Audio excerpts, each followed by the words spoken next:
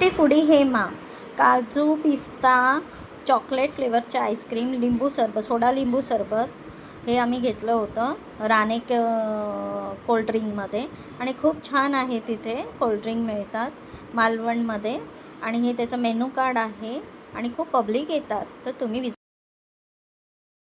तुम्ही पण विजिट करा आणि खूप छान आहे. जर मालवणला तुम्ही जात असाल तर राणे कोल्ड्रिंकमध्ये जाऊन तुम्ही कुल्फी आईस्क्रीम लेमन सोडा आहे पिया. खूप छान आहे आणि तिकडचं जे ॲम्फिबियन्स पण खूप छान आहे.